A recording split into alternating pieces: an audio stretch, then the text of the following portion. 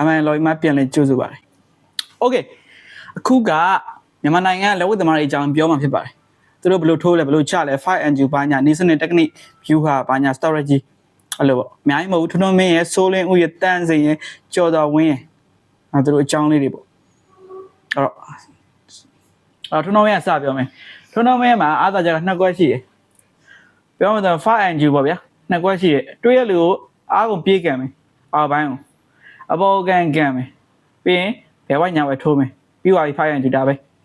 အဲ့တော့ဒါပေမဲ့ကျွန်တော်မင်းမြန်မာနိုင်ငံမှာဝိတ်တန်းကြီးဆုံးဖြစ်တယ်အားတန်နဲ့တော်ရုံအရှုံးမပေးတတ်ဘူးဗျာဒါပါပဲအဲ့တော့ကျွန်တော်မင်းကိစ္စပြီးပြီနောက်တစ်ခုကတန်းစင်က 5NG ကကျွန်တော်မင်းနဲ့တိတ်မကွာဘူး2ခွက်ပဲရှိဒါသူ2ခွက်ကပိုနေတယ်ပေါ့ဗျာအောက်ပိုင်းကိုပြေးပြီးကန်မယ်ပြီးရင်ဘယ်ဝိုက်ထိုးမယ်အဲ့2မျိုးပဲရှိတယ်ကျွန်တော်မရှိဘူးဒါပဲဘာကြောင့်လဲဆိုတော့တန်းစင်ကိုကျွန်တော်မင်းအောက်မှာထားရမယ်ဘာလို့ထားရမှာလဲဆိုတော့ကျွန်တော်မင်းတော့တန်းစင်ကမာကုန်မရှိဘူးပေါ့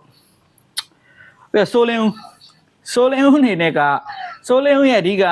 5NG ကခေါင်းချင်းပြဘယ်လိုခေါင်းချင်းပြလာချခေါင်းခါပြတယ်ပြီးတော့မာတယ်ပေါ့ဗျာအားသာချက်ကတော့ဘာရှိလဲဆိုမာတယ်ပေါ့အဲ့တော့ပြိုင်ဘက်ကိုကတ်သွားတဲ့အချိန်မှသာသူကနန်းတွေကိုထိုးပြီးတော့နိုင်လို့ရတယ်တွဲလုံးမရှိဘူးကန်ချက်မရှိဘူးဘာမှသိမရှိဘူးမာတာတစ်ခုပဲရှိဒါပေမဲ့အတော်လေးကိုမာပါတယ်ဆိုးလင်းဦးကိုဒါသူတစ်ဝင်လာရဲ့ scale ထည့်ပေးလိုက်မယ်ထွန်းတော်မင်းရဲ့ power ထည့်ပေးလိုက်မယ်ဆိုလို့ရှိရင်တော့ဒါဆိုးလင်းကောင်းသွားလိမ့်မယ်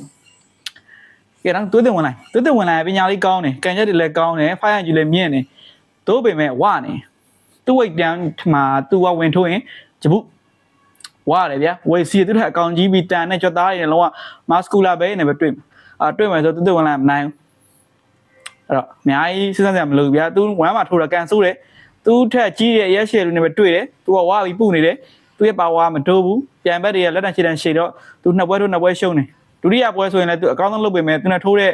ပါလေအဲ့ဘက်ကကြွသားရည်နေဗျာပြီးတော့ကျော်သားဝင်းကတော့သူကပြန်ဘက်ကို pressure ပေးပြီးလက်သီးနဲ့လိုက်ထိုးတယ်ပြီးတော့ကက်ကြီးတင်ပြီးလိုက်တယ်ပေါ့ဒါပေမဲ့ပြန်ဘက်ကသူထိုးရင်သူကကမ်းမရှိတော့ကက်ကြီးပွင့်သွားအောင်အထိုးခံရတယ်ပေါ့အဲ့တော့အဲ့ဒါကိုပဲလန့်တာဗျာသူကကျော်သားဝင်းကကောင်းတယ်ပါဝါရှိတယ်မှုထမ်းကောင်းတယ်ကိုကြောက်အောင်ထိုးနိုင်တယ်ဒါပေမဲ့သူကက်ကြီးတစ်ခါလေးမတင်တော့မတော်တဆကန်လိုက်သည်ရှိတော့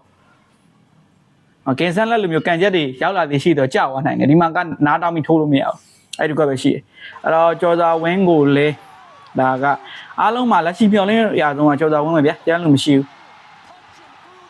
အဲ့တော့ဒါပါပဲ